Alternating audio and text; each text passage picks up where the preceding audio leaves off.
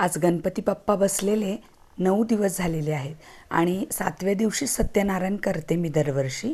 पण ह्या वर्षी थोडंसं लेट झालेलं आहे.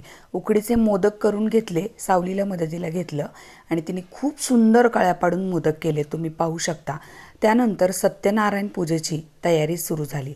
आम्ही घरीच सत्यनारायण करतो, सर्व साहित्य आणतो आणि व्यवस्थित विधिवत यूट्यूबवरती आणि पुस्तकामध्ये सांगितल्याप्रमाणे व्यवस्थित पूजा मांडून घेतो आणि मग त्यानंतर हे एकटेच पूजेला बसतात आणि मी जे काय त्यांना लागतंय साहित्य ते सगळं हाताखाली आणून देते.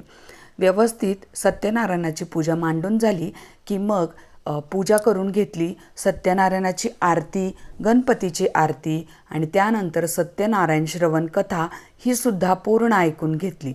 थोडासा लेट झाला होता पूजेला, त्यामुळे फ्लोअरवरचे सगळे लोक जेवेपर्यंत आम्ही सुद्धा थांबलो आणि मग 9:30 वाजता सर्वांना सांगायला गेलो पूजेसाठी.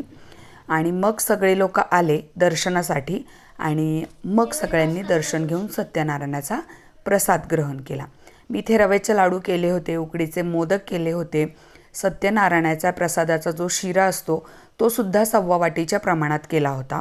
पंचामृत बनवलं होतं आणि पुरणपोळीसुद्धा बनवली होती. गौरीसाठी केलेल्या पोळ्या, त्या दिवशीचं पुरण थोडंसं शिल्लक होतं, तर सासूबाई म्हटल्या की चालेल, तू कणिक ताजी मळ आणि ते जे पुरण आहे त्याची पोळी लाटलीस आणि देवाला नैवेद्य दाखवलंस तरीही चालेल. प्रॉपर ताट बनवलं, म्हणजे सागर संगीत स्वयंपाक असा काही केला नव्हता. गवारीची भाजी केलेली, वाटाण्या बटाट्याची रस्सा भाजी होती, पुरणपोळी, दूध, उकडीचे मोदक, वरण भात आणि चपाती असा आजचा बेत होता. गणपती बाप्पांना आणि सत्यनारायण स्वामींना प्रसाद दाखवून त्यानंतर मग आम्ही सत्यनारायणाची कथा श्रवण केली आणि मग एक एक लोक सगळे यायला लागले. त्यानंतर मग 11-11:30 वाजता आम्ही जेवणं केली.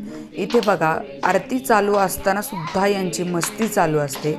शर्वीला खूप मस्ती सुचते आणि सावली तरी जराशी मोठी आहे, तिला समजतं, पण तिला काहीच समजत नाही, त्याच्यामुळे ही जरा जास्तच करते. तिला ओरडलं की मग ती जास्त दंगा घालते. त्यानंतर आम्ही सगळे येऊन गेल्यानंतर सुंदर असं गॅलरीमध्ये जेवण घेतलं आणि एकत्रित जेवण केलं मस्त पोटभर. माझा थोडासा घसा खराब आहे, सो समजून घ्या. Thanks for watching. भेटूयात नेक्स्ट